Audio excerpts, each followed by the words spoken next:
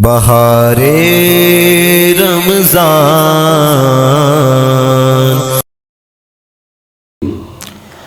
اعوذ باللہ من الشیطان الرجیم، بسم اللہ الرحمن الرحیم۔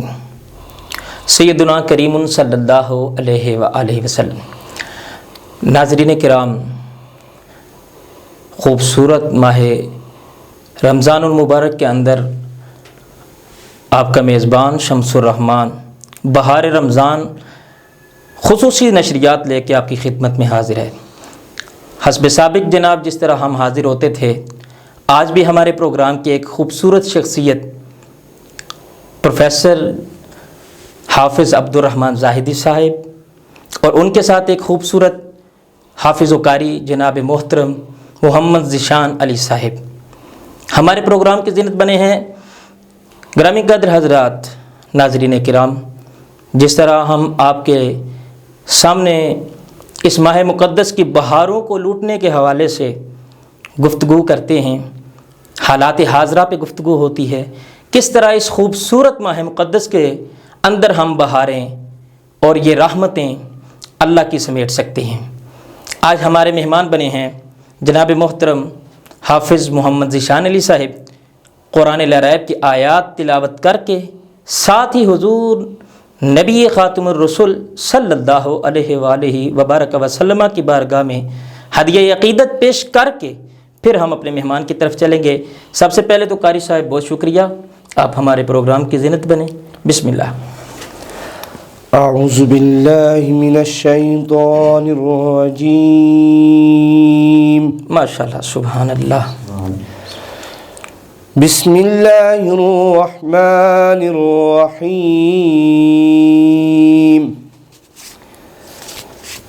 یا ایہا الذین آمنوا کتب علیکم، ماشاءاللہ، سبحان اللہ، واہ واہ۔ کتب علیکم الصیام کما کتب علی الذین من قبلکم، اللہ اللہ، من قبلکم لعلکم تتقون۔ ماشاءاللہ، صدق اللہ العظیم۔ جزاک اللہ، ماشاءاللہ۔ آیا رمضان مبارک مہینہ، واہ، آیا رمضان مبارک مہینہ، آیا رمضان مبارک مہینہ، آیا رمضان مبارک مہینہ، جاگو جاگو مقدر جگا لو، بہت خوب، اپنی بگڑی بہت اعلیٰ ہوئی کو بنا لو، بھیجا رحمت کا حق نے حزینہ، آیا رمضان مبارک مہینہ، اور جاگ مومن تیرے باغ جاگے، تیری منزل ستاروں سے آگے، تیرا روزہ ہے جنت کا زینہ، آیا رمضان مبارک مہینہ، وقت سحری کا ہے کھانا کھا لو، اپنے مولا سے دل کو لگا لو، کیا کہنے نور سے ہوگا معمور سینہ، آیا رمضان مبارک مہینہ۔ ماشاءاللہ، سبحان اللہ۔ ناظرین، قاری صاحب نے خوبصورت طریقے کے ساتھ قرآن لا ریب کی آیات کی اتنی خوبصورت آیات تلاوت کیے، خوبصورت انداز، اور اس کے بعد ماہ مقدس کے حوالہ سے کتنی خوبصورت حاضری پیش کی۔ ناظرین، یہ وہی ماہ مقدس ہے جس میں مسلمانوں کو سب سے زیادہ اپنے رب کے قرب حاصل کرنے کا موقع ملتا ہے۔ ناظرین کرام، میں زیادہ وقت لیے بغیر اپنے مہمان کی طرف بڑھتا ہوں۔ میری مراد جناب محترم پروفیسر حافظ عبد الرحمن زاہدی صاحب دل کی اتھاہ گہرائیوں سے شکریہ ادا کرتے ہیں کہ حضرت آپ نے اپنے قیمتی ترین وقت میں سے ہمیں وقت عنایت کیا۔ میں جناب یہی جو ماہ مقدس گزر رہا ہے، نیکیاں لوٹنے کا ماہ مقدس ہے، اس میں جو موضوع آپ کے لیے اعوذ باللہ من الشیطان الرجیم، بسم اللہ الرحمن الرحیم، اللہم صلی علی سیدنا و مولانا محمد صلی وعلی اللہ آل علیہ وسلم سیدنا و مولانا محمد وبارک وسلم وصلی علیہ۔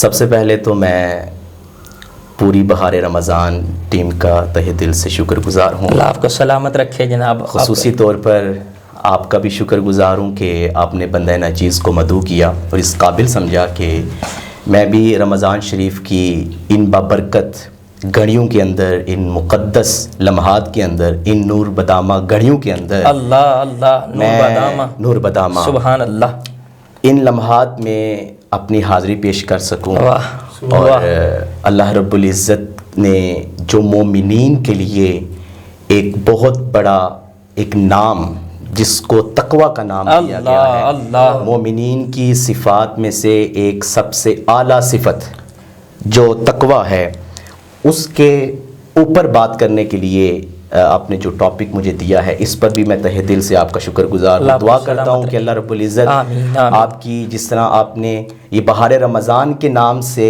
آپ بہاریں سمیٹ بھی رہے ہیں اور بہاریں بکھیر بھی رہے ہیں، اللہ رب العزت آپ کے علم و عمل میں مزید برکت عطا آمین فرمائے۔ آمین ثم آمین۔ آپ نے جو ٹاپک کے حوالہ سے سوال کیا، تو سب سے پہلے جو آپ نے پوچھا کہ تقوی کا معنی اور تقوی کا مفہوم جی جی، یہ کیا ہے، کیونکہ جو بھی ٹاپک ہوتا ہے، جو بھی موضوع ہوتا ہے، جس موضوع کے اوپر بات کی جاتی ہے، اس کا سب سے پہلے معنی یہ معلوم ہونا از حد ضروری ہے۔ بہت ضروری، بہت ضروری۔ اگر وہ ضروری، اگر اس کے اوپر ہم نہیں سمجھیں گے، اگر ہم اس کے اوپر بات نہیں کریں گے، تو ہمیں آگے ٹاپک کی جا کے سمجھ نہیں آئے سمجھ نہیں آگی۔ واہ، بہت تو خوب۔ تقوی کا جو معنی ہے، ویسے تو اگر لغت کے اعتبار سے دیکھا جائے تو تقوی کا معنی ڈر ہے، واہ، تقوی کا معنی خوف ہے۔ بالکل۔ ویسے تو قرآن مجید نے خوف عربی زبان کا لفظ ہے، قرآن پاک میں موجود ہے، بے شک، وَلَا بے شک۔ نَبْلُوَنَّكُمْ بِشَيْءٍ مِّنَ الْخَوْفِ۔ بے شک بے شک بے شک۔ خوف کا معنی تو ادھر پتہ چل گیا، جی۔ پھر تقوی کا معنی ہم خوف کیوں کرتے ہیں؟ ٹھیک ہے، لغت کی کتابیں اٹھائیں،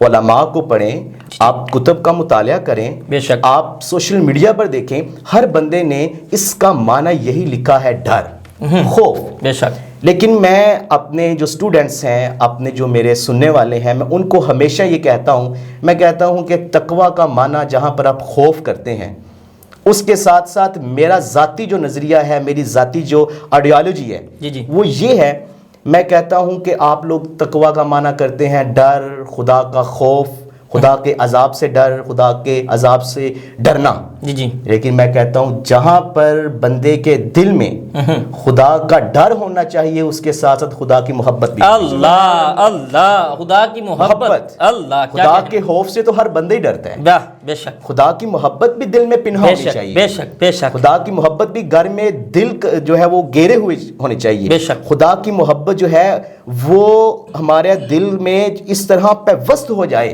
کہ ہمیں ہر وقت جہاں ہم خدا سے ڈرتے ہیں، وہاں ہم خدا سے محبت بھی کریں۔ اللہ، کیونکہ خدا کوئی نعوذ باللہ ڈرنے والی شے نہیں ہے، اللہ خدا تو ہماری محبتوں کا مرکز اور محور ہے، محور ہے، سبحان اللہ، ہماری محبتوں کا قبلہ خدا کی ذات ہے۔ اللہ۔ تو اس لیے تقوی کا جو معنی اصطلاح میں کیا جاتا ہے یا لغت میں کیا جاتا ہے، وہ یہی ہے، خدا کے خوف سے ڈرنا اور ہر اس عمل سے بچ جانا یا جس کے نہ کرنے کا اللہ نے حکم دیا، ہر وہ کام کرنا جس کے کرنے کا خدا نے حکم دے دیا۔ یہ ایک سمپل سی اس کی ڈیفینیشن ہے، میں زیادہ کوئی لمبی تمہید یا لمبی بات نہیں لے کر جاتا۔ جی بسم اللہ۔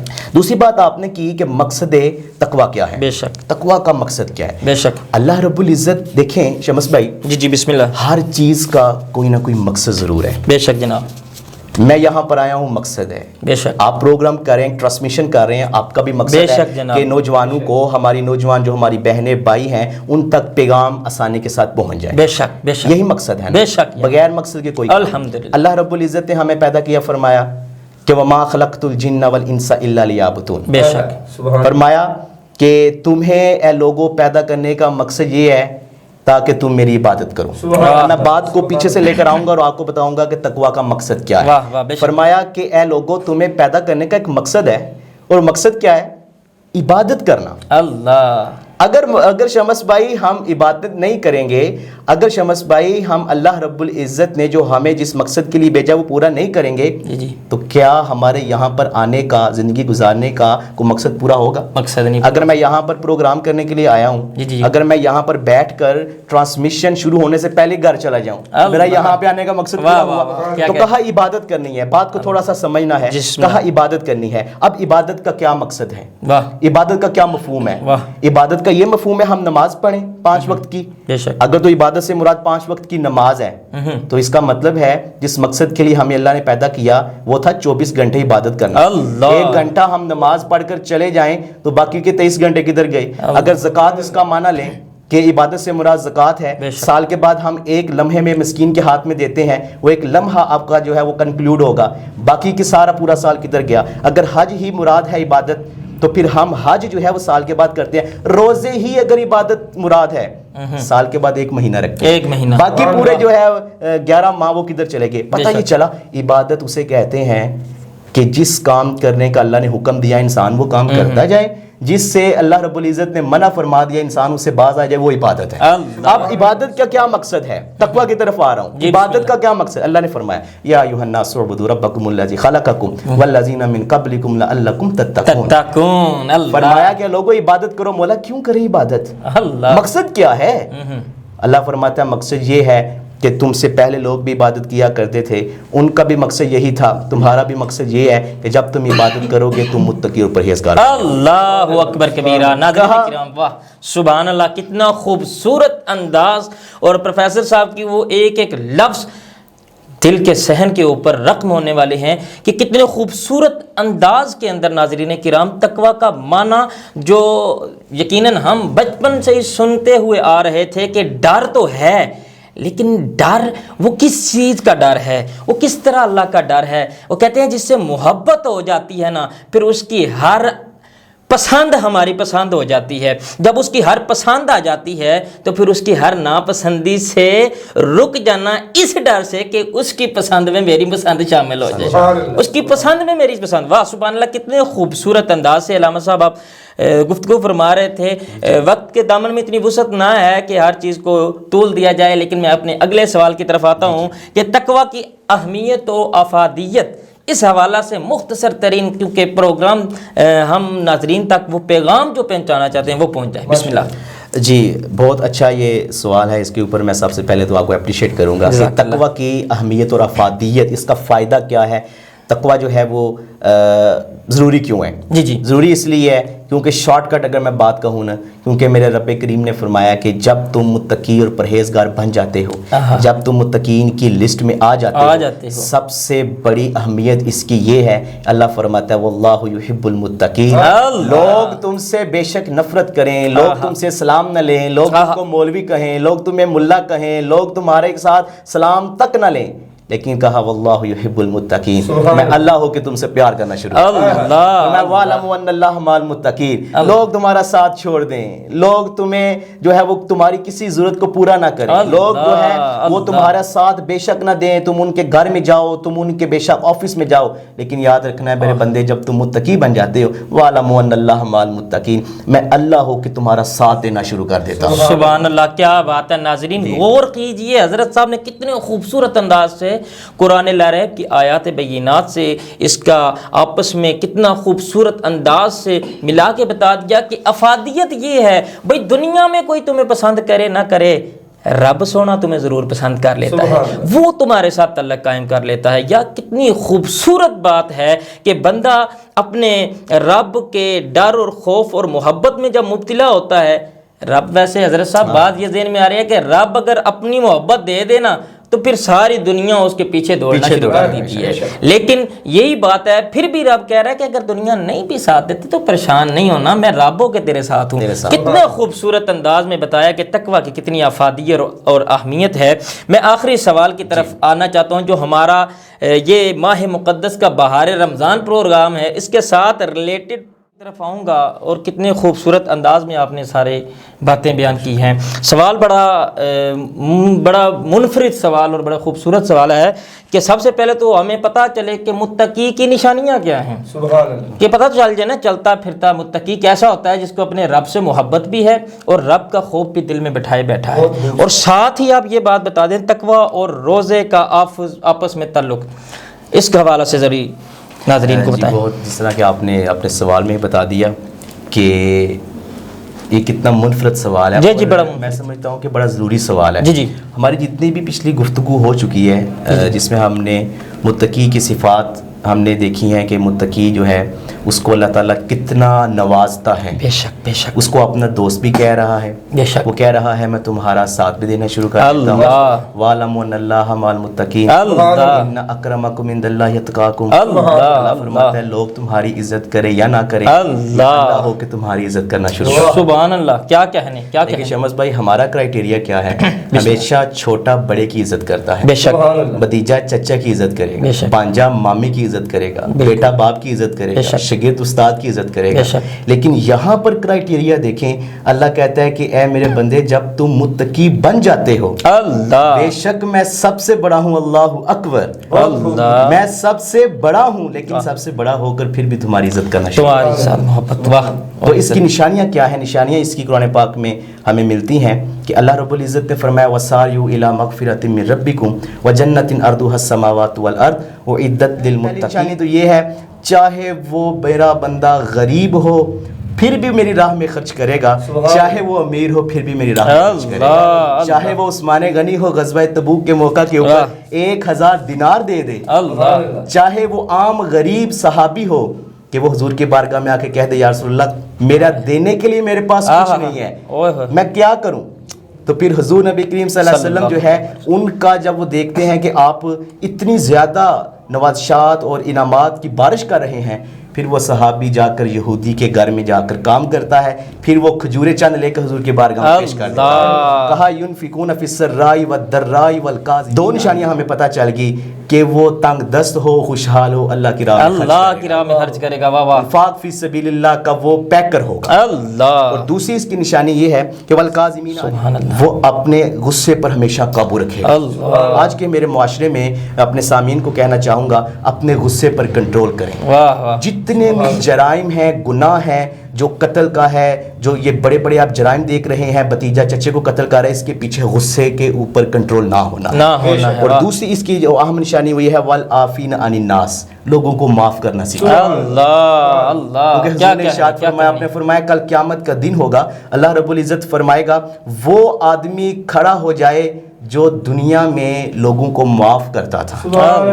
پھر وہ بندہ سب لوگوں میں شمس بھائی کھڑا کر دیا جائے گا، اس کی عزت کی جائے گی، اس کی توقیر کی جائے گی. کیوں؟ کیونکہ لوگوں کو معاف کرتا ہے. سبحان. تو رمضان شریف کی ان بابرکت لمحات کے اندر میرے بھائیوں بہنوں لوگوں کو معاف کریں. اور معاف کرنا کون سا ہے؟ بڑی بڑی غلطیوں کو معاف کرنا، چھوٹی غلطیوں کو معاف صرف نہیں کرنا، بڑی بڑی غلطیوں کو معاف کرنا. انا واللہ یحب المحسنین، میں احسان کرنے والوں سے بڑی محبت کرتا ہوں جو کسی کے اوپر احسان کرتا ہے. اور روزے اور تقویٰ کا آپس میں تعلق، ایک اس کی میں دلیل دوں گا صرف، اور اپنی اس موضوع کو میں سمیٹنا چاہوں گا. اس کی دلیل یہ ہے، اللہ تعالیٰ نے فرمایا وَسَارِعُوا إِلَىٰ مَغْفِرَةٍ مِّن رَبِّكُمْ وَجَنَّةٍ أَرْضُهَا السَّمَاوَاتُ وَالْأَرْضُ أُعِدَّتْ لِلْمُتَّقِينَ. دوڑ کر تیزی کے ساتھ مغفرت کی طرف جو ہے وہ چلو، مغفرت طلب کرو. کیوں؟ دیکھیں شمس بھائی، میرے اور آپ کی زندگی کا مدعا کیا ہے؟ یہ سامعین کی زندگی کا اصل مقصد کیا ہے؟ ہم لوگ کیوں زندگی گزارے ہیں؟ ہمیں جنت مل جائے. بے شک. تو حضور نے اللہ تعالیٰ نے ارشاد فرماتے ہیں کہ جو بندہ بھی مغفرت طلب کرتا ہے مجھ سے، میری بارگاہ میں آ کر توبہ کرتا ہے، تو پھر کیا ہوتا ہے؟ میں نے ایک ایسی جنت تیار کر دی ہے، ارضھا السماوات والارض، جس کی چوڑائی زمین و آسمان کے برابر ہے. وہ کن لوگوں کے لیے ہے؟ کن لوگوں کے لیے؟ اللہ فرماتا ہے اعدت للمتقین، وہ اسپیشل طور پر میرے متقی بندوں کے لیے ہے. اب پتہ چلا کہ متقیوں کے لیے بھی جنت ہے۔ اب ادھر آ جاتے ہیں، ادھر میرے آقا نے ارشاد فرمایا، آپ نے فرمایا کہ جو بندہ روزہ رکھتا ہے اس کے لیے 2 خوشخبریاں ہیں۔ واہ واہ واہ واہ، ایک خوشخبری یہ ہے کہ جب وہ روزہ افطار کرتا ہے تو اللہ اس کو ٹھنڈے مشروبات عطا فرماتا بے ہے۔ شک بے شک، دوسری خوشخبری یہ ہے، حضور نے ارشاد فرمایا کل قیامت کا دن ہوگا، اللہ اس کو اپنا دیدار عطا فرمائے۔ سبحان اللہ، دیدار کہاں نصیب ہوگا؟ جنت میں۔ تو پتہ چلا کہ روزہ جو ہے اس کا بھی مقصد یہ ہے ہمیں جنت مل جائے۔ بے شک بے شک بے شک، جو بندہ تقوی اختیار کر لیتا ہے اس کا بھی مقصد یہ ہوتا ہے مجھے جنت مل جائے۔ واہ، تو سبحان ان کا آپس میں ایک تعلق ہے۔ تقوی کا معنی خوف ہے، اور روزے کا معنی بھی ڈر ہوتا ہے کہ روزہ ہم نے رکھا ہے، پانی سامنے پڑا ہے، ہم ہاتھ نہیں لگاتے، خدا دیکھ رہا ہے۔ اللہ اللہ، بے فریج شک، میں فروٹ پڑا ہے، ہم نہیں کھاتے کہ خدا دیکھ رہا ہے۔ اللہ، خدا کا خوف ہے۔ بے شک۔ تو جب تک بندہ متقی، یہاں پر میں آخری بات کرنا چاہوں گا کہ تقوی کی اہمیت، اس کی ویلیو کتنی ہے، بے شک بے شک، یہ اس آیت کریمہ سے ہمیں ملتی ہے جو آپ سورہ بقرہ میں آپ پڑھتے ہیں، ہدی للمتقین۔ اللہ، ہدایت ہم ساری زندگی اللہ سے مانگتے ہیں، اللہ کہتا ہے واللہ یہدی من یشاء، جس کو چاہتا ہوں ہدایت دے دیتا ہوں۔ واہ، لیکن ہدایت ہے کن لوگوں کے لیے؟ للمتقین، جو بندے متقی بن جاتے ہیں۔ والعاقبۃ للمتقین، آخری بات، والعاقبۃ للمتقین، اللہ فرماتا ہے کہ عاقبت بھی سونی ان کی ہوگی جو متقی ہے۔ واہ، سبحان اللہ۔ ناظرین، جیسا آپ نے دیکھا کہ قبلہ پروفیسر صاحب نے کتنے خوبصورت انداز میں قرآن کی آیات بینات سے اس کا استدلال کرتے ہوئے کتنا خوبصورت ہمیں بتایا کہ تقوی ہے کیا، پہلے تقوی کا معنی، پھر مفہوم، پھر اس کا مقصد، پھر اہمیت، افادیت، ہر پہلو سے قرآن کی آیات بینات سے اس کا استدلال کیا ہے۔ ناظرین کرام، ہمارا مقصد یہی ہونا چاہیے کہ اللہ ہم سے راضی ہو جائے اور ہم حضور علیہ الصلوۃ والسلام کے سچے سچے امتی بن جائیں انشاءاللہ۔ آج اپنے میزبان شمس الرحمان کو بہار رمضان کی ان خصوصی نشریات سے اجازت دیجیے، کل تک کے لیے اللہ نگہبان۔